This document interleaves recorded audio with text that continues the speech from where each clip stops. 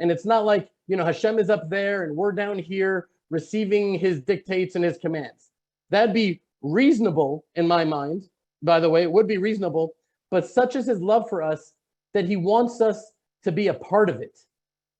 This gets into a whole nother discussion I'm realizing as I'm saying about the oral Torah. And I don't want to start getting into that and getting into debates and stuff like that. So just forgive me here. But bottom line is, he wants us to be a part. We can find that throughout the Torah, just in the text itself. The Torah could have said, if a man has no sons, then his daughters can inherit his land and his Torah and his land can inherit his land portion. But that it came from this deep desire in the hearts of these holy women who loved the land and who yearned for the land, particularly during times in which the spies just, they despised the land and they spoke ill of it. Well, it just makes it more heartrending and more touching and more beautiful that this mitzvah in the Torah was inspired and brought about by the contribution of basar vadam, of flesh and blood of these holy women. This is another one of those fundamental prisms of understanding of our relationship with Hashem, that in my belief and in Torah truth, he invites us to be contributing active participants in his Torah, in his desire, in his will. We have a real relationship with him.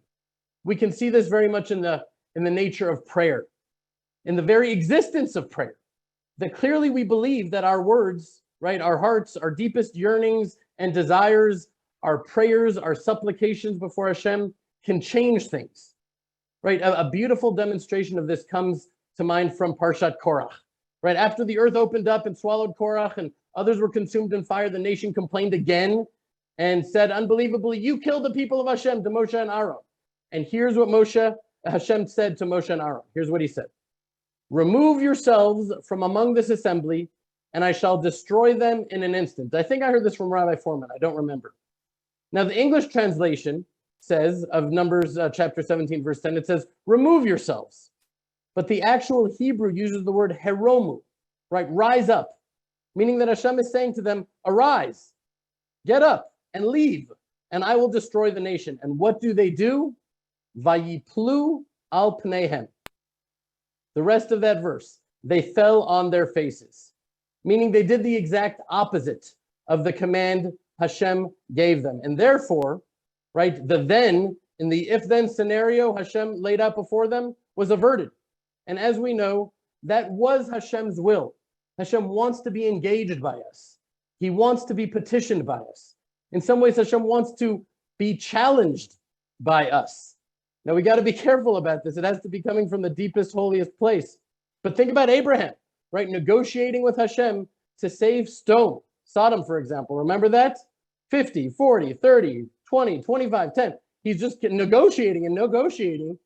And we see that Hashem actually really appreciated that. And that's really the beauty of prayer.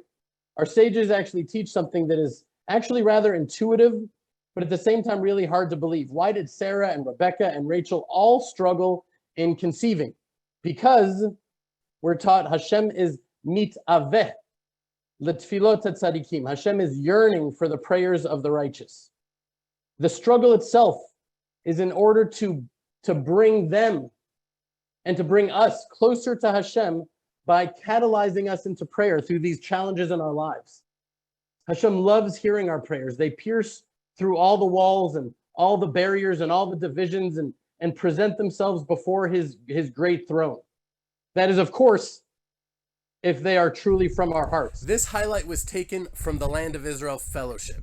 Every week, hundreds of families from literally around the world come together on our live Zoom sessions to strengthen each other, to inspire each other, and to learn Torah from the Land of Israel, in which we connect the dots between the Bible, the Hebrew language, and the confusing events of our times.